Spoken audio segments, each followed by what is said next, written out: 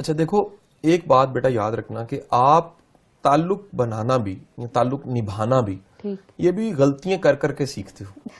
انسان ایک دم سے کوئی کام ٹھیک نہیں کر سکتا، چلتے چلتے سیکھتا ہے، تیرتے تیرتے تیرنا سیکھنا، لکھتے لکھتے لکھنا، بولتے بولتے بولنا سیکھتا ہے. سائیکل چلانا کبھی کبھی پہلی دفعہ چلائی اور ٹھیک چلانی، گاڑی ایسا نہیں ہوا، غلطیاں کر کے آپ نے ٹھیک کیا.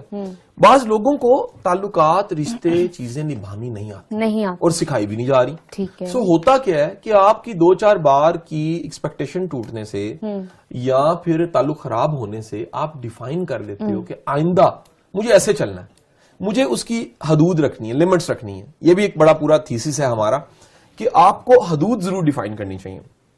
یار میرا یہ تعلق کس حد تک ہے، اس میں حدود کیا ہیں، اس میں لمیٹیشنز کیا ہیں، کس حد تک میں نے آگے بڑھنا ہے، کس حد تک آگے بڑھنے دینا ہے. صحیح مثال ایک بڑی جنرل سی کہ ہر پرسن ہر ایک کو فیملی فرینڈ نہیں بنایا جا سکتا. آپ کو ویل ڈیفائن کرنا چاہیے کہ فیملی فرینڈ کس لیول کا ہوتا ہے اور کیسے ہوتا ہے، اس میں حیاداری کتنی ہوتی ہے، رکھ رکھاؤ کتنا ہوتا ہے، پرمپرا کتنی ہوتی ہے، بلڈ لائن کتنی امپورٹنٹ ہوتی ہے، اصلی تے نسلی والی گل کتنی ہوتی ہے. تو یہ تمام چیزوں کے بعد آپ کسی کو فیملی لیول پہ لاتے ہو.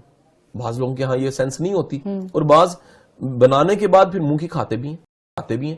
سو میرا ماننا یہ ہے کہ آپ نے کوئی بھی ریلیشن بناتے ہوئے اسے ڈیفائن ضرور کرنا ہے، یہ ریلیشن کس نوعیت کا ہے. بڑے لوگ اپنے پروفیشنل ریلیشنز کو پرسنل ریلیشنز کے ساتھ مکس کر دیتے ہیں. بڑے لوگ جو ان سے وہ پرسنل ریلیشنز کو پروفیشنل بنانا چاہتے ہیں. بڑے لوگ اپنی دوستیوں میں کاروبار ڈالتے ہیں، کاروبار خراب ہو جاتا ہے یا پھر دوستی خراب ہو جاتی ہے.